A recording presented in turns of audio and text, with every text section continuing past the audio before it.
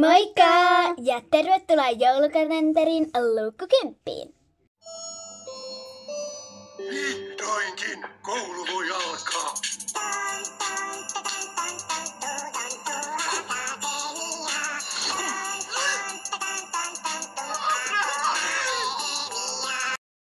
Katsotaan mitä täällä on.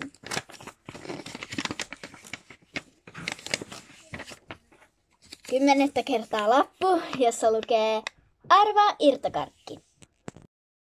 Eli meillä on siis karkkeja, joita toinen ei tiedä. Ja sitten annetaan karkki sille toiselle, joka ei näe sitä. Ja sitten se saa tunnustella ja maistella. Ja sen pitää arvata, mikä karkki se on. Mä annan eka Inarille täältä mun pussista karkin. Ekana on tämmönen. Saanko mä sen? Tässä. Niin. Tää on vähän niin kuin semmonen suklaakuori. Tai semmonen kova kuori. Ja sit siellä on sekä toffeita tässä sisällä. Mä en tiedä tätä. Aika hyvin kuvailtu. Mä en ole ihan varma, mutta ehkä sä saat puoli pistettä. Joo. Nyt mä annan Almalle täältä mun pussista yhden karkin. Ja karkki on tää. Voi jännittää. Vaikka on tää semmonen, hän mikä on konvehtirasioissa. Siinä on kukanmuotoinen. Siinä on valkosuklaa päällä ja toffeita sisällä. Joo, se on oikein. Yes. 1 piste Almalle. Kierros 2 ja tämän näköinen.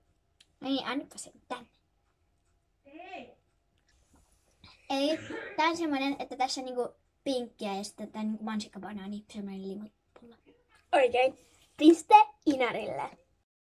Nyt mä annan Almalle tän näköisen karkin. Tiedän, että tää on semmonen pökkyläkarkki. Näitä on eri makuisia, mutta tää on joku lakritsi. Tyyliin joku valkoinen töhnä asia. Okei, no mä annan sulle puoli pistettä tästä. Pikakierros ja mulla on siis tämmönen. Mä tiedän mikä tää on. Tää on siis semmonen ruskea neliökarkki, jossa on lakritsia sisällä. Oikein, siitä tuli piste Inarille. Mun vikakarkki näyttää tältä. Jep, no niin. Siitä.